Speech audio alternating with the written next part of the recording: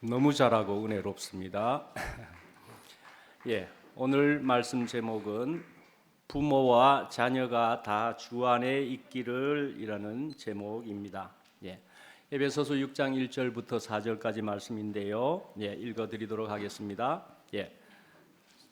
자녀들아, 주 안에서 너희 부모에게 순종하라. 이것이 옳으니라. 내 아버지와 어머니를 공경하라. 이것이 약속이 있는 첫 계명이니 이로써 네가 잘되고 땅에서 장수하리라. 또 아비들아, 너희 자녀를 노엽게 하지 말고 오직 주의 교훈과 훈계로 양육하라. 아멘.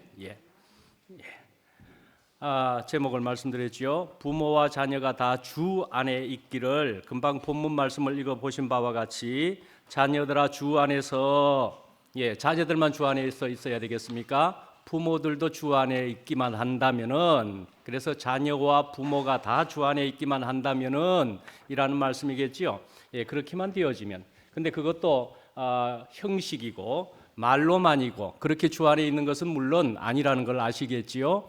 정말로 주 안에 계시고 실제로 주 안에 있고, 그래서 그 생명이 정말 자기들의 생명이 되는 그런 부모와 자식 간에는 그저 다 된 겁니다. 그죠? 오늘 말씀에 있는 이것이 다 되는 것입니다. 그죠? 우리가 이제 에베소서 이제 6장에 들어왔습니다. 6장에 들어왔는데 그 5장까지로 보면은 이제 신부 되는, 그러니까는 신랑과 신부가 있지만 그 신랑과 신부는 교회와 그리스도를 가리킨다. 이렇게 이야기하는 것으로 우리가 듣게 되었고요. 그래서 우리가 말씀이죠. 완전한 신부인 교회가 된 후에는 하나님의 대적을 처리하는 전사가 되어서 하나님과 동역하게 되는 교회가 되게 될 것이다 라는 말씀입니다. 전사가 되어서, 신부가 전사가 되어서, 그러는 말씀이 계시록 19장에도 있습니다. 거기도 신부가 전사라는 것을 표현하고 있습니다. 근데 왜 신부라는 그 신부를 전사라고 했는가? 그러니까 내가 하나님과 완전하게 하나 되지 않고는 하나님의 적을 대해서 전쟁을 할 수가 없다는 것입니다. 그리스도와 교회가 완전히 하나 되지 않고서는 그리스도의 대적인 사탄과 전쟁을 할 수가 없다는 말씀입니다. 생명이 되어서 처리해야 될 전쟁이기 때문에 그렇다 말할 수 있습니다. 우리가 이제 신부에 대해서는 또 우리가 잘 아시는 표현대로 돕는 배필이라 하는 표현이 있습니다. 신부는 돕는 배필입니다. 그래서 돕는다는 것은 무엇을 말하는 것입니까? 만족을 위한 것입니다. 만족을 위한 것입니다. 그래서 남자의 만족은요, 여자에게 달려 있습니다. 남자는 자기 스스로 만족할 수 있는 것이 아니고요, 여자가 만족을 해야만이 만족하게 된다고 말할 수 있습니다. 남자는 그렇게 만들어져 있습니다. 신부는 결국은 그러니까 또 무슨 말이냐? 신랑의 만족을 위한 존재인 것이다. 그렇게 말할 수 있는 것이죠. 신부는 신랑의 만족을 위해서 존재하는 것이다 말씀이죠. 그리스도의 만족이 최종적으로는 어디에 있는 것인가? 우리가 그렇게 또 살펴보면은, 적이 있는 한은 만족할 수가 없다는 것입니다. 적이 있는 한은 만족할 수가 없습니다. 그러니 최종적으로는 적을 물리칠 수 있는 신부가 최종적인 만족이 되는 것입니다. 그래서 이 말씀을 볼 때 바로 이것입니다. 예수님께서 40일 금식하신 후에 사탄을 만났습니다. 3번의 시험을 받기도 했고요. 그러고 났더니 사탄은 물러갔더라. 사탄이 천사들이 와서 수종들더라. 사탄을 물리쳤다는 얘기죠. 이렇게 물리쳤을 때에 하나님께서는 완전하게 만족하셨다 말씀이죠. 그래서 하신 말씀이, 표현이 이는 내 사랑하는 자요 내 기뻐하는 자다, 그렇게 만족하신 표현이 있다는 것입니다. 그렇기 때문에 신부라는 개념은 말이죠. 만족을 시키는 자라는 개념입니다. 신부는 만족을 시키는 자다 말씀이죠.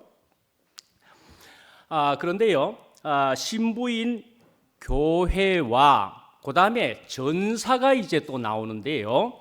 전사는 이제 10절부터 나오기는 합니다. 그런데요, 신부인 교회와 전사의 이 사이에 6장 1절부터 9절까지가 이제 그 전사라는 개념을, 그 전사로서의 교회를 도입하기 위해서 아버지와 아들, 종과 상전이라는 이런 다른 개념이 도입되었습니다.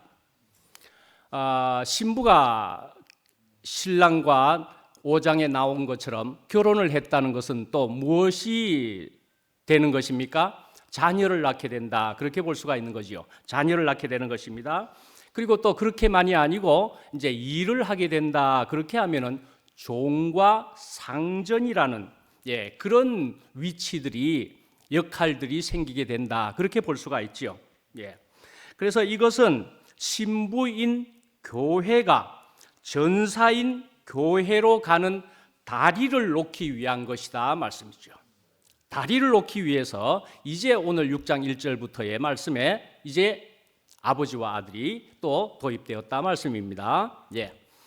자, 이제 1절에 보시면은요, 자녀들아 주 안에서라고 그랬습니다. 주 안에서, 주 안에서라고 하는 큰 전제 같지요. 그래서 이 말씀을 대할 때, 그래서 많은 사람들이 말이죠, 야, 주 안에서 순종하라 그랬으니까 이 순종이라는 것을 말이죠, 제한적인 것으로 해석을 하기도 합니다. 제한적인 것으로요. 그러는 예로서 또 이런 것도 있습니다. 성경에 보면은요, 마가복음 7장쯤에 나오는 것인데요, 독특한 표현, 단어가 있기도 한데요, 거기에는 고르반이라고 하는 것이 나옵니다. 고르반. 그것이 이제 무엇을 알 수 있느냐 하면은 성경을 자구적으로 해석하려는 자들이 쓴 단어와 표현이다, 그렇게 볼 수도 있겠다는 것이죠. 그래서 마가복음 7장 11절을 세 번역으로 한번 읽어드려 보면은요, 자, 그러나 너희는 말한다. 누구든지 아버지나 어머니에게 말하기를 내게서 받으실 것이, 부모님들에게 말하기를 내게서 받으실 것이 고르반이 되었습니다 하고 말만 하면은 그만이라고 너네들이 말하고 있다, 그렇게 하는 성경 말씀이 여기에 있습니다. 고르반이 무슨 뜻이냐? 그래서 하나님께 드리는 예물이다라는 것이죠. 하나님께 드리는 예물이 되어버렸습니다 하고 부모님께 얘기를 해버리면은, 그러면요, 부모님께 더 안 드려도 된다라는 것으로 해석을 해버린다 말씀이지요. 거의 뭐 악의적으로까지 해석을 했다고도 볼 수가 있지요. 아주 나쁘게 해석을 해버렸지요. 고르반 했습니다 하고 부모님께 말해버리고 나면은 부모님께 그걸 안 드려도 된다 말씀이지요. 그런데요, 이제 분명하게 더 다른 말씀을 소개시켜 드려 보면은요, 마태복음 10장에 보면은요, 37, 38절인데요, 아버지나 어머니를 나보다 더 사랑하는 자는 내게 합당하지 아니하고 아들이나 딸을 나보다 더 사랑하는 자도 내게 합당하지 아니하며 또 자기 십자가를 지고 나를 따르지 않는 자도 내게 합당하지 아니하니라 하는 말씀입니다. 무슨 말씀이겠습니까?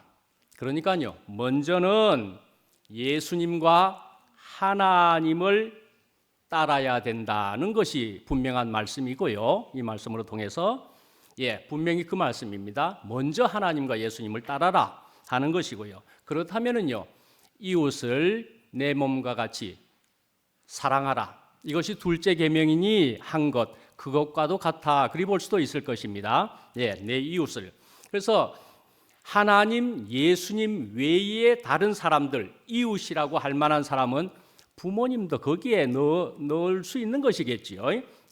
하여간에 먼저는 하나님과 예수님을 사랑하고 따라야 된다는 얘기이고요. 그 다음에는 부모님을 위시해서 그 외에 다른 사람들을 분명 사랑할 수 있어야 된다라는 말이기도 하다 말씀이죠.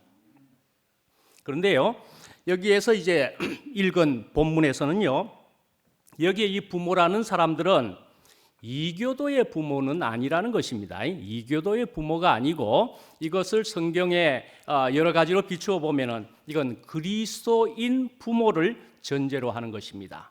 네, 그리스도인 부모를 이야기하는 것이기도 합니다. 그래서 이것은 말씀이죠.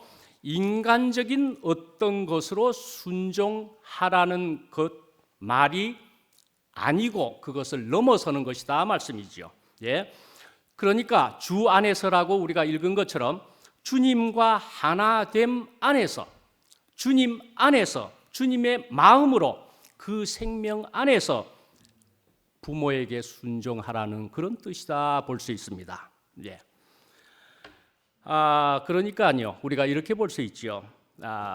우리들에게 하시는 말씀이 너는 주 안에 있음을 잊지 말아라 하는 말이기도 한 것이고요. 주님께서는 이 땅에 계실 때에 30년 동안이나 어떻게 순종하며 섬기셨는지, 그것을 잊지 말아라 하는 것이기도 하죠. 먼저는 그러니까 어떻게 순종하며 섬기셨는가? 하나님 아버지를 먼저 섬기셨던 것이죠. 하나님 아버지를 먼저 섬기셨습니다. 그리고는 또 이제 십자가까지 받으시면서까지 순종하셨지요. 십자가에 못 박혀 죽으시기 직전에는 그러나 또 어떤 일을 보여주셨느냐 하면은요, 육신의 어머니를 그러나 마지막 그 부분에서는 부탁하셨다 하는 것이 있기도 합니다. 그러니까 우리는 주 안에 있게 되면은 주님 안에 있기 때문에 그래서 이제는 주님 밖에 있는 자들보다 더욱 순종하여야 한다. 우리는 그렇게 받아야 할 것이라는 얘기입니다. 주님 밖에 있는 사람들보다도 우리는 더욱 부모님께도 순종하여야 한다 말씀이죠. 이제 이렇게 효도를 하는 것인 얘기인데요. 그래서 참 효도에 대해서는 이런 예를 말씀드릴 수가 있겠습니다. 아마 여러분들 들으셨을 텐데 순택 형님이 이야기를 하셨습니다. 여러 번 이야기하신 건데요. 깨구리들이 있었습니다.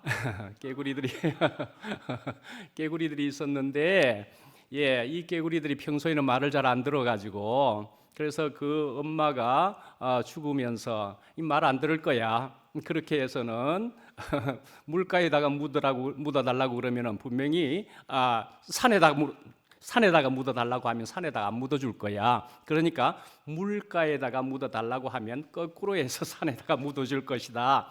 이렇게 생각을 하고서는 물가에다가 묻어달라고 그랬다는 얘기이죠. 그랬더니만은 그때는 또 말을 잘 들어가지고 물가에다가 묻어버렸습니다. 그때는 그래서 물가에 묻어 놓기는 우리가 이제 순종을 했다. 정말 처음이자 마지막으로 그랬는지 모르지만 그렇게 순종을 하고 났더니 이게 문제가 있습니다. 비가 오기만 하면은 이게 문제다 말씀이죠. 비가 오면은 큰일 났네. 우리 엄마 무덤이 떠내려갈 것인데 이제 그렇게 하게 되는 것이잖아요. 당연히 그렇게 되니까 어떻게 해요? 개구리들이 하는 소리는 개구리들이 소리 내는 건 그것밖에 더 있습니까? 개굴 그런 소리가 났다는 얘기인 것이잖아요. 그렇습니다. 이것을 통해서 정말로 부모님이 엄마가 하는 말씀을 우리는 그 문자적인 말을 넘어서서도 그 부모님의 뜻을 우리가 알아야만 된다는 얘기에 분명히 들어가겠죠. 진정한 그 부모님의 엄마의 뜻이 무엇일까? 참 효도는 무엇이겠는가 말씀이죠. 그런 것을 우리가 생각해 볼 수 있는 것이고 우리는 할 수 있는 대로 이런 뜻을 알아내기 위해서 언제나 살펴보아야 할 것이다. 특히 하나님의 뜻을 알아내기 위해서 말씀이죠. 이제 2절을 보겠습니다. 내 아버지와 어머니를 공경하라. 이것은 약속이 있는 첫 계명이니 그랬습니다. 약속이 있는 첫 계명이다 하는 것이 나오고 있습니다. 약속이 있는 그래서 이 말씀은 어디에 나오는 말씀일까 하면은요, 출애굽기에 나오고요, 20장입니다. 신명기 5장에도 나오는 두 군데서 나오는 얘기에 속하는 것입니다. 그런데 약속 있는 첫 계명이다 그렇게 했으니까요, 약속 있는 첫 계명이 무엇일까? 이것은 10계명 중에서요, 우선은 약속 있는 첫 계명은 두 개가 들어있다, 두 개에 해당된다 그렇게 볼 수가 있습니다. 약속 있는 첫 계명이 첫 번째로 나오는 것은 2계명, 두 번째 계명이 그러하고요. 그 다음에 다섯 번째 계명이 약속이 있는 계명이기도 하고 그렇습니다. 그러면은 그 다섯 번째 계명이 부모님을 공경하라 하는 말씀이거든요. 근데 이게 첫 계명이 아닌데, 약속이 있는 첫 계명이 아닌데 이렇게 볼 수 있는 점이 생기게 되죠. 그런데요, 두 번째 있는 약속이 있는 듯 보이는 이 계명은 10계명 전체에 대한 약속이다 그렇게 볼 수가 있습니다. 그래서 다섯 번째부터 10번째까지의 6개의 계명은 인간 관계, 상호 간의 관계를 나타내는 그 6개의 계명이라고 이야기하는데, 그런 계명 중에 다섯 번째에 있는 이 계명이 약속이 있는 계명, 그것의 첫 번째로 꼽을 수 있겠다 그렇게 보는 것으로 대개 해석을 하고 그렇습니다. 여러 가지 해석들이 또 이것도 있기는 합니다만은 이것으로 해석을 하면은 우리가 이해하기가 괜찮을 것 같습니다. 그렇지 않습니까? 그래서 이렇게 약속이 있는 첫 계명이니 그렇게 했습니다. 그다음에 이제 또 여기에 보면은 공경과 순종이라는 말이 나오는데요. 1절에 보면은 순종하라 그랬습니다. 1절에는 순종하라, 2절에는 공경하라라는 말이 나오고 있습니다. 그럼 순종과 공경은 무엇일까? 우리가 한번 살펴볼 수가 있는데요. 우선 공경이라는 뜻을 한번 살펴보시면은 그 말은 합당한 가치를 합당한 사람에게 드린다 하는 그런 뜻이 됩니다. 합당한 사람에게 합당한 가치를 드린다 말씀이죠. 그래서 순종과 공경을 또 말을 해보자면은 순종은 행위를 언급한다 그리 볼 수가 있습니다. 행위를 언급한다 볼 수가 있고요. 그 다음에 공경은 태도를 의미한다 그리 볼 수가 있습니다. 그래서 순종과 공경에 대해서는 이렇게 말할 수가 있습니다. 자녀들이 말씀이죠. 그들의 부모를 공경하지 않고도 순종을 할 수가 있다 그렇게 말을 할 수도 있습니다. 그렇게 말을 할 수도 있습니다. 이렇게 했던 예로서 여러분들이 익히 잘 알고 있는 그 무엇이라고 성경의 예화로 나왔다고 볼 수가 있습니까? 어떤 예화가 적합할 수 있을까요? 공경은 하지 않고 순종 정도를 한 예화 무엇에 해당될까요? 탕자의 비유에 들어있다 볼 수 있겠죠. 탕자의 비유의 말씀이죠. 몇째 아들요? 첫째 아들요. 첫째 아들이 어떻게 해요? 공경은 하지 않았을 수가 있고요, 순종은 했다 그리 볼 수가 있을 것 같습니다. 그렇지 않습니까? 그래서 나중에 둘째 아들은 공경도 순종도 안 했었지만은요, 탕자였다가 그래서 고생하고 집으로 돌아와서는 이제 어떤 아들이 되었죠? 이제는요, 공경과 순종을 다 하는 아들이 되었다 그렇게 볼 수도 있겠죠. 첫째 아들은 공경은 하지 않았을 수 있는 것입니다. 순종만 했다 이 말씀이죠. 이제 3절에 보시면은요, 이로써 네가 잘 되고 땅에서 장수하리라 그랬습니다. 장수하리라. 금방 탕자의 비유에 나온 것처럼인데, 장수하리라 그랬습니다. 그래서 탕자가 말씀이죠. 탕자이지 않고, 그러니까는 밖에서 집을 나가서 방탕하고 고생하지 않는다면은, 효자이면은 말씀이죠. 그러면은요, 안정된 생활을 할 수가 있겠지요. 안정된 생활을 할 확률이 높습니다. 그렇기 때문에 편안한 삶 속에서 수명이 길 것을 생각해 볼 수도 있습니다. 그렇죠? 그래서 이렇게 될 수도 있지만은, 그러나 이것조차도, 이것의 권한은 역시나 하나님의 권한이다, 하나님의 축복으로 되어지는 것이다 말씀이죠. 자, 이제 더 나아가서 말씀입니다. 영생이라는 것을 우리가 생각해 보십시다. 영생, 영원한 생명, 이터널 라이프. 이것은 시간적으로 영원히 사는 것이냐 말씀이죠. 영생이 아닌 줄을 대부분 아시죠? 여기 계시는 분이 시간적으로 영원한 것이 아니라는 것을 대부분 여기 계시는 분들이 아십니다. 시간이 아니라는 말씀입니다. 지고의 복이다 그렇게 했습니다. 그죠? 지고의 복이다.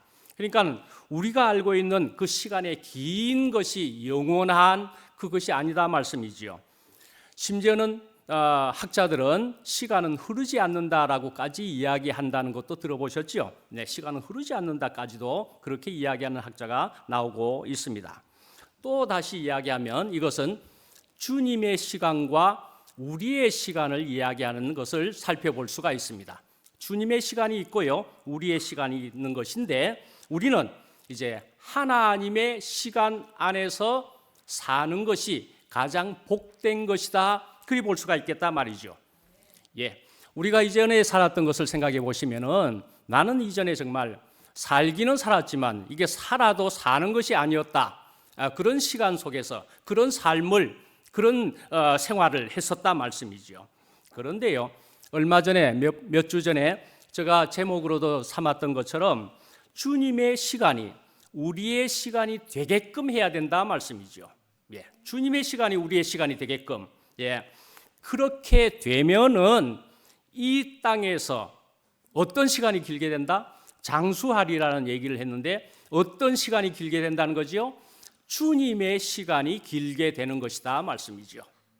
예, 그렇게 볼 수 있지 않겠습니까? 예, 주님의 시간이 우리의 시간이 되어서 그래서 주님의 시간이 길게 되는 것이 그것이 분명히 복이겠지요. 예, 그 복을 이야기하는 것이다 말씀이지요. 예, 시편 84편에 보시면은요, 시편 84편입니다. 주님의 궁정에서의 하루가 세상의 첫날보다 나은즉 하는 말씀이 있습니다. 예, 주님의 궁정에서의 하루인데 세상의 첫날보다도 낫다는 것입니다. 예, 자, 이런 것을 이야기하는 것이다 볼 수가 있죠. 예, 그 다음에 이제 84편 뒷부분에는 또 이렇게 나와 있습니다. 악인의 장막에 거함보다 내 하나님 문지기로 있는 것이 좋사오니. 예, 악인의 장막에 거함보다 하나님 장막에서는 내가 문지기로 있어도 좋다 말씀입니다. 예, 이런 고백을 이야기하고 있는 것입니다. 예, 저는 몇 년 전에 미국에서 또 어둠 얘기를 하면 저도 어둠 얘기를 제법 하는 사람이죠. 예, 예, 어둠에서 나와서 이제는 사랑방에다가 글을 썼습니다. 이제 저는 어둠에서 나온 것 같습니다 하고 사랑방에 글을 쓰기 시작했더니 그래도 대국교회 우리 교회에서 저기도 이제사 나왔는가 보다 뭐 이렇게 하는 것이 되기도 하고 그랬습니다. 그 뒤로 계속적으로 이제 쭉 얼만큼 사랑방에 글을 썼습니다. 그렇게 썼는데 그 뒤에다가 저의 생기는 느낌이 정말 그러해서 저는 그런 사람입니다. 그런 사람일 뿐입니다. 그렇게 알게 되었습니다 하는 마음으로 마지막에는 성전 문지기 거기다가 보조가 그랬습니다. 성전 문지기 보조가 그렇게 적었더랬습니다. 계속적으로 몇 번 적었더니만은요, 누군가가 댓글을 달았습니다. 보조라고 하는 사람은 금방 떼어지더라. 보조는 떼어지더라. 그렇게 얘기하더라고요. 누가 했느냐 하면은요, 기억이 납니다. 김성식 형님이 말씀이죠. 예, 성전 문지기 보조가 글을 썼다 이렇게 했는데 성전 문지기 보조는 그런 거 순식간에 떼어지더라. 이렇게 해준 기억이 납니다. 예. 저는 그렇게 해가지고요, 예, 성전 문지기 보조다. 그래서 뒤에는 문지기 보조를 굳이 글에는 안 뗀 것 같은데 그렇게 몇 번 글을 쓰다가 그리고 나서는 한국으로 돌아가야 되겠다. 예, 그렇게 생각하게 되었습니다. 예. 그런데 이제 한국으로 돌아가야 된다는 생각을 했을 때는 우선은 저는 말씀드렸나 모르겠는데 저는 말씀이지요. 그래도 한국을 떠날 때에 저는 있는 것이 책들이 좀 있을 수밖에 없습니다. 목사라는 직책은 책들이 책으로 그냥 설교를 해야 되는 판이어서 책들이 많이 있어서 무겁지만 선바편으로 많은 책들을 미국으로도 가져갔었습니다. 근데 가가지고 그만 말씀이죠. 책을 읽을 새가 없게 돼버렸습니다. 우선은 말씀이죠. 책 읽어서 뭐하게 하는 대국교회의 우리 말씀 때문에 지식 무용론으로 저는 알아들어가지고 책을 안 읽게도 되었는데다가 저는 어둠 속에 있었기 때문에 책을 더욱이나 안 읽었습니다. 그래서 책을 도대체가 한 권도 읽은 기억이 거의 없을 정도로, 제대로 읽은 것이 기억에 없을 정도로 그렇게 책을 보관하고 있다가 이제는 말씀이지요. 어둠에서 나오고 나니까 한국으로 돌아가야 되겠네 하고서 이제 짐을 다시금 또 싸려고 보니까 내가 책을 한 권도 안 읽었는데 그래가지고 이 책들을 이제 돌아가는 마당에 다시 무겁게 가지고 갈 수는 도저히 없겠다 싶어가지고 대부분을 이제는 정말로 마구 버렸습니다. 마구 버리고는요, 참 몇 권의 책을 들고서는 이제 한국으로 돌아온 겁니다. 예. 그런데요, 저는 한국으로 돌아와서 무엇을 해야 된다 하면서 왔느냐 하면은요, 저희 어머니를 모셔야 된다고 하고서 왔습니다. 사실은요, 저희 형이 제가 미국에 오기 얼마 전에 교통사고로 갑자기 하룻밤에 세상을 떠버렸습니다. 그래서 가야 된다고 생각하는 즈음에 형까지 세상을 떠버리니까 저는 어떻게 해요? 차남이거든요. 분명하게 한국으로 돌아가야 되는 거구나. 이제 그렇게 생각하게 되었습니다. 그래서 이제 한국으로 아까 말씀드린 대로 책도 버리고, 그러나 이제 한국에 가서는 아까 말씀드린 대로 또 성전 문지기 보조로 생각할 수밖에 없는 사람인데 가서 그냥 기퉁이에 붙어서 교회 생활하면 그냥 딱 맞다. 그것이 맞는 거다. 나는 그렇게만 있어도 된다 하는 마음으로 왔던 것입니다. 네, 그렇게 왔습니다.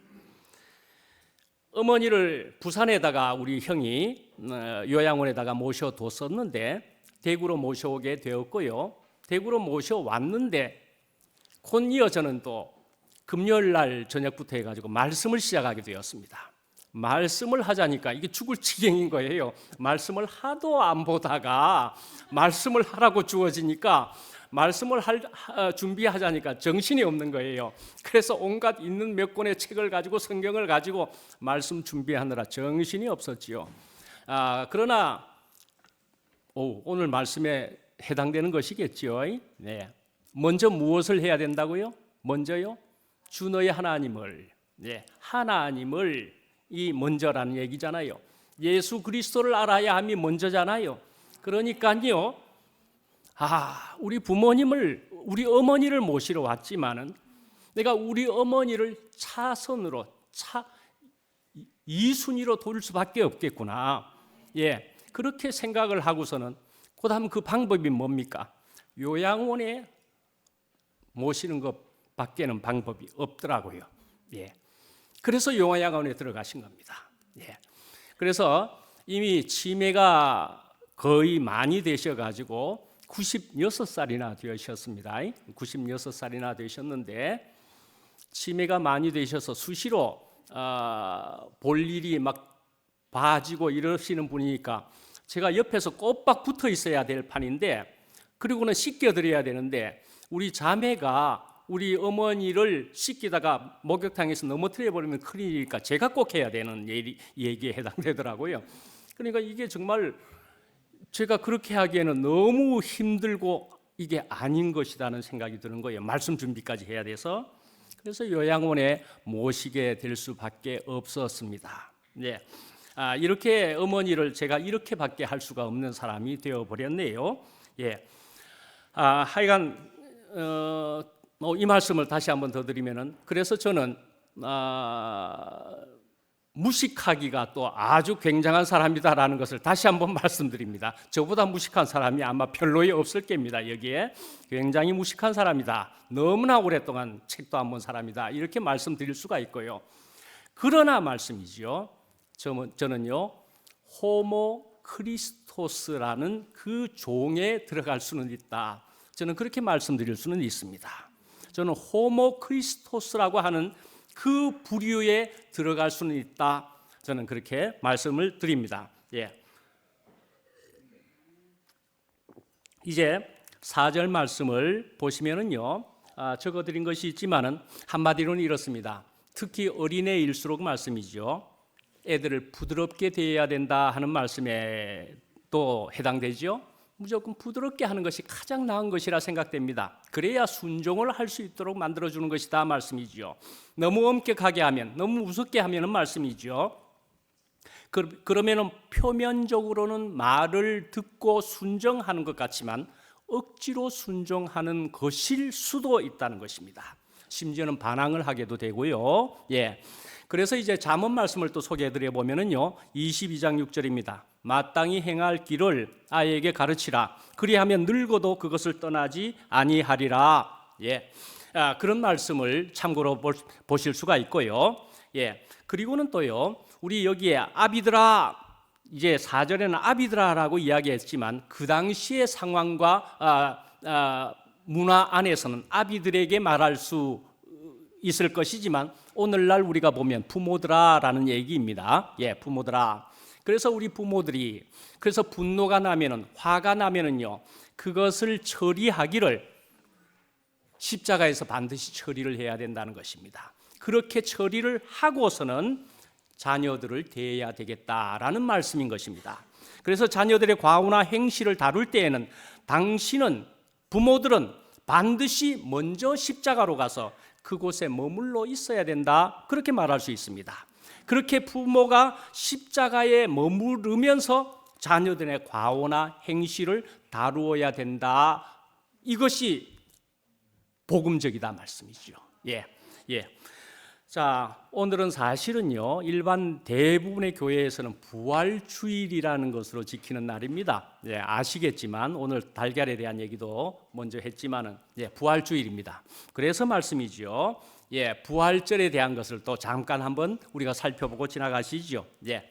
우리는 언제나 부활을 얘기하는 것이기도 해서 한 날을 정해서 지키는 것은 아니지만 그래도 오늘이니까 또 살펴보시면은, 예, 우선은 분명히 예수님께서는 죽으셨다는 것입니다. 분명히 죽으신 것입니다. 그리고는 분명히 부활하셨다는 것입니다. 그래서 죽은 자들 가운데서 살아난 사람이 오신 것이다. 예수가 말씀이죠. 예. 세상에서는 말씀이죠. 왕후장상, 왕후장, 장군, 상, 재상, 하여튼 이만한 막강한 사람일지라도 말이죠. 별 수 없이 다 죽음으로써 육체됨의 실상을 증명을 하였다 볼 수 있습니다. 다 죽었지요? 아직도 영원히 살고 있는, 계속 살고 있는 사람은 없지요. 눈앞에 보이는 어떤 사람을 들 수 있겠습니까? 트럼프라는 사람 정도를, 미안하지만 들어보면 그 사람은 권력이 막강한 사람입니다. 트럼프가 있고, 뭐 돈이 많은 사람으로는 그 옆에 붙어 있던 일론 머스크라고 합시다. 돈이 굉장히 많은 사람일지라도 이 사람도 역시나, 예, 육체됨의 실상을 증명할 것입니다.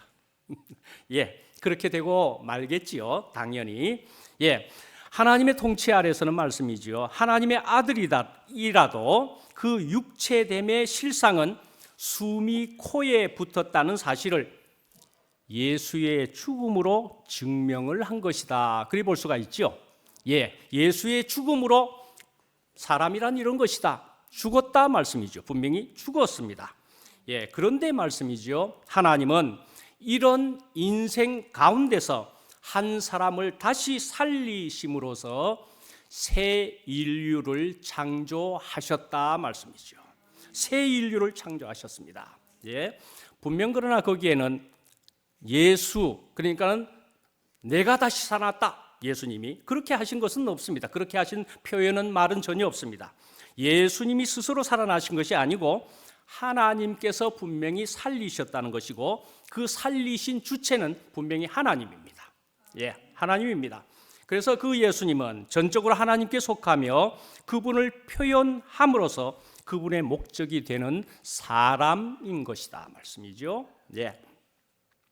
성경에서 죽고 부활한 장면을 보시면은요, 이렇습니다. 십자가에 달린 예수와 말씀이죠. 무덤에 매장된 예수는요, 우리가 지금은 볼 수는 없지만 분명히 그 당시의 사람들은 육안으로 확인할 수 있었을 겁니다. 그죠? 육안으로는 볼 수 있었던 그 부분이다 말씀이죠. 그런데요, 무덤에서 갈릴리에서 하나님 보좌 우편에서 다시 오심의 그 길, 그것은 말씀이죠. 그분이 보여주시는 자들에게만 보여졌다 할 수 있습니다. 보여진다 할 수 있습니다. 예, 보여주시는 자들에게만 보여지는 것이다 말씀이죠. 예.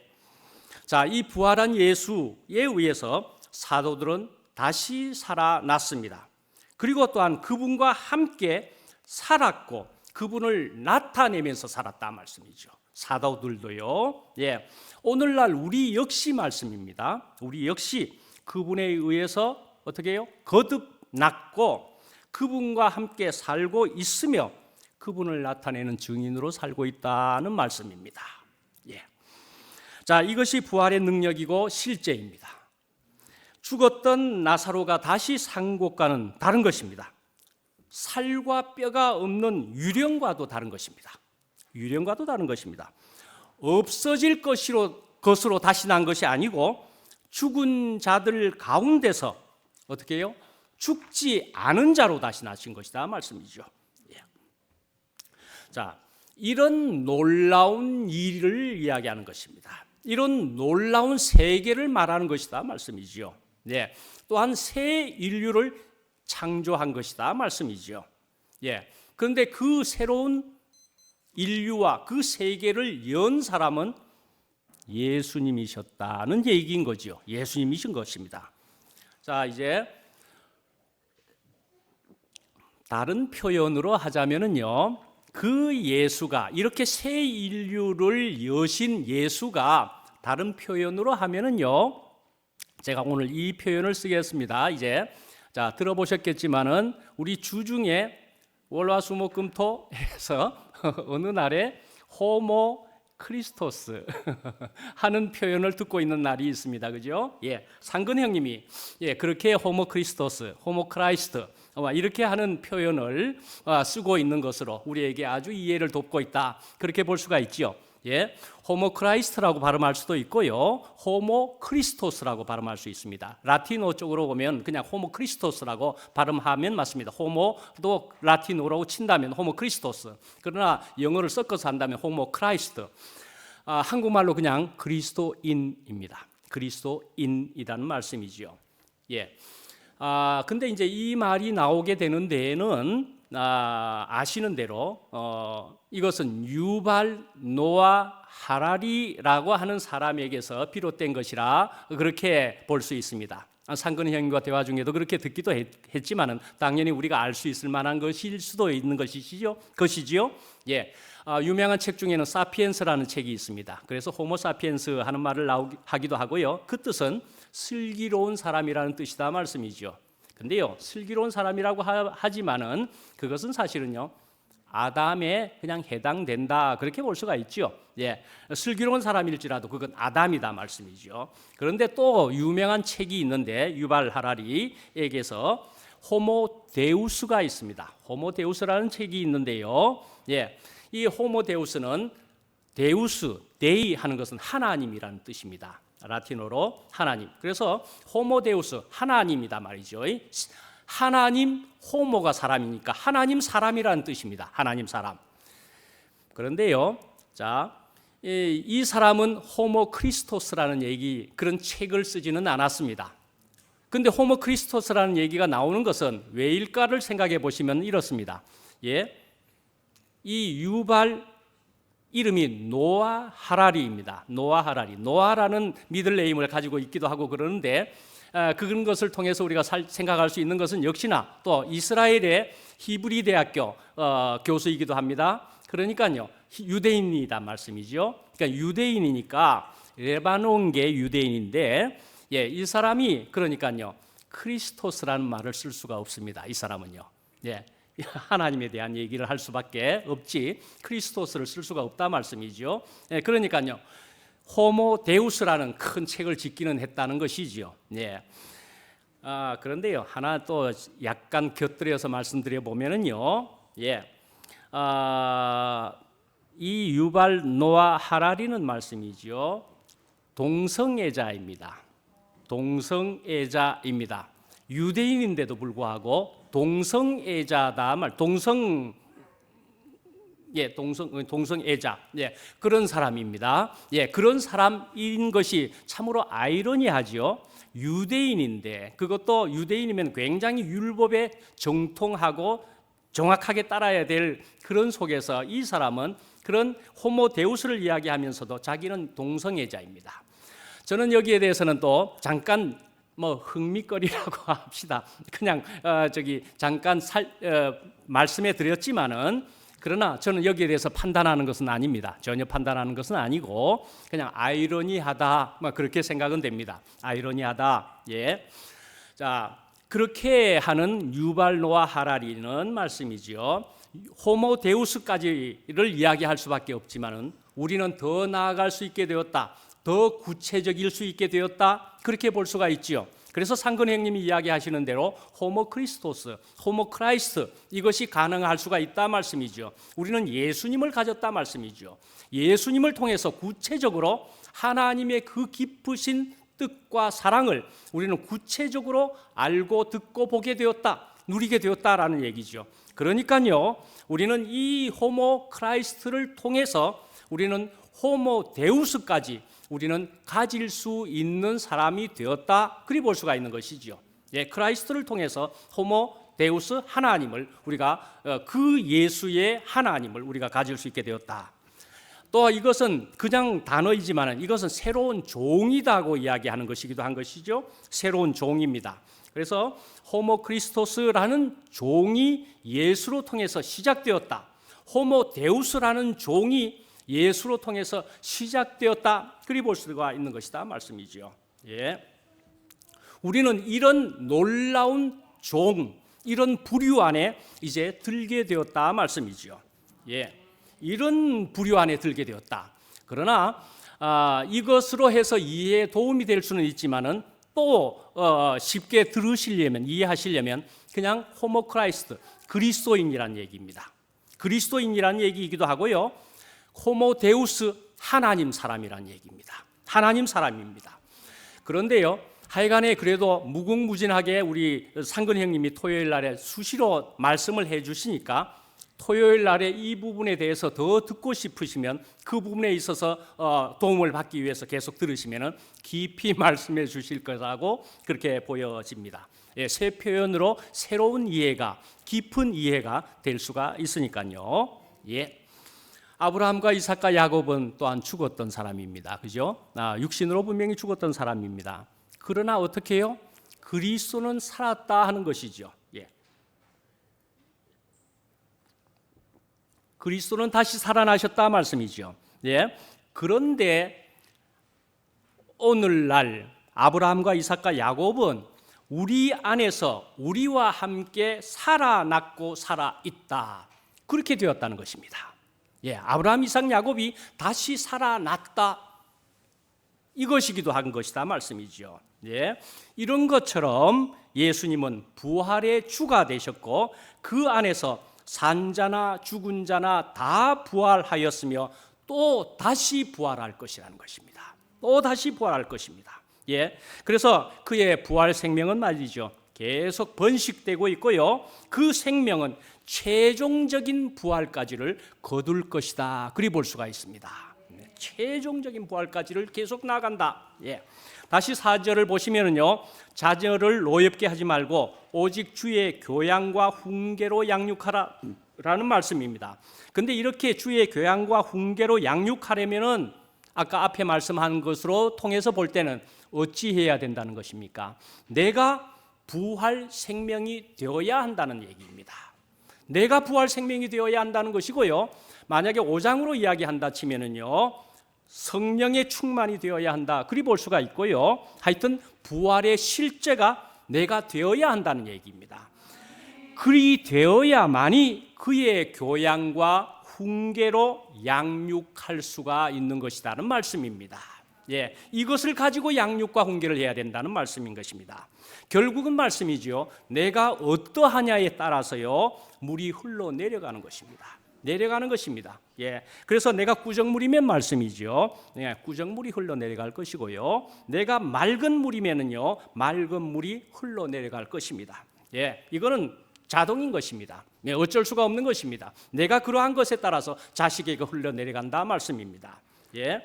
또한 나무로 우리가 한번 살펴보시면은요, 나무를 말이죠. 우리가 휘어야 될 때가 있습니다. 그런데 우리가 휘려고 하는데 적당히 휘어야 되는데 말씀이죠. 적당히 휘어야 되는데 끝까지 휘려고 하다가 결국은 부러져 버리는 일도 있다는 것이죠. 예, 조금 휠 필요가 있어서 구부리다 뻥 하고 부러지는 경험을 혹시 해봤습니까? 예, 부러진다 말씀이죠. 더 많이 휘다가 그러면은 아이고야 내가 너무 많이 휘었구나 후회를 하게 되죠. 예, 이럴 줄 알았으면 조금만 덜 휘었으면 좋았을 텐데 그렇게 생각하게 되죠. 그러니까 완전하게 더욱 휘려고 하다가 부러져 버렸구나 하고 후회하게 된다는 말씀입니다.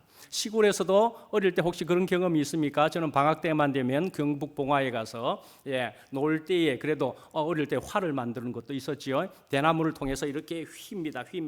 그렇게 해가지고 줄을 쫙 묶어가지고 활을 하나 만들어 쏘려고 하는데 역시 그것이죠. 너무 많이 휘어버리면 대나무라도 뻥 하고 부러져 버리죠. 너무 많이 하게 되면은 조금만 더 하다가 부러져 버리게 된다 말씀이지요. 예, 고선을 우리가 알아야만 될 텐데, 자 너무 많이 휘면은 안 된다 말씀이죠. 알맞게 특히 자녀들에게 대해서 그렇다는 말씀인 것이시죠. 자, 자녀들을 위해서는 말씀이죠. 부모들은 반드시 제한받아야 한다라고 말씀드릴 수 있습니다. 부모들이 제한을 받아야 된다 말씀이죠. 또한 그 자녀들을 우리가 생각해 보면은 자녀들은 언제나 그들의 부모를 모방하려고 합니다. 그렇죠? 모방을 하려고 합니다. 어릴 때는 철저히 모방하려고 합니다.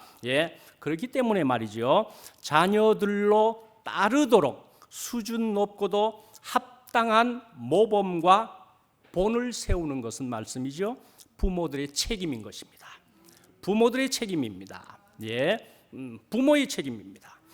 그러나 부모들이 세운 본이 아무리 훌륭하다 해도 말씀이죠. 거기에는 자녀들을 키우는 하나님의 긍휼에 달려 있다라는 것이 그 마지막입니다. 하나님의 긍휼이 마지막에 달려 있는 것이다 말씀이죠. 그래서 한편으로 부모들은 높은 표준과 본을 유지해야 하지만은 다른 한편으로는 주님을 신뢰해야 한다는 것입니다. 주님을 신뢰해야 합니다. 자, 이제 기도하고 마칠 터인데요. 여러분의 노트의 마지막에 보시면은 적어 드린 것을 제가 기도함으로써 이제 마치도록 하겠습니다. 우리는 이래야만 할 것 같습니다. 이런 기도를 해야만 할 것 같습니다. 기도하겠습니다. 하나님 아버지, 오늘 저희들에게 이렇게 부모와 자녀에 대해서 저희들에게 말씀을 주신 것을 감사합니다. 하나님께서 저희들에게 주신 자녀들은 나의 소유가 아닙니다. 그들은 잠시 내게 맡겨두신 당신의 소유입니다. 주여, 내가 그들에게 하고 있는 것은 다만 나의 책임을 이행하고 있는 것입니다. 그들이 어떻게 되는지는 주여 절대로 당신의 긍휼에 달려 있습니다. 자녀들은 주님의 귀한 사람인 줄을 알겠습니다.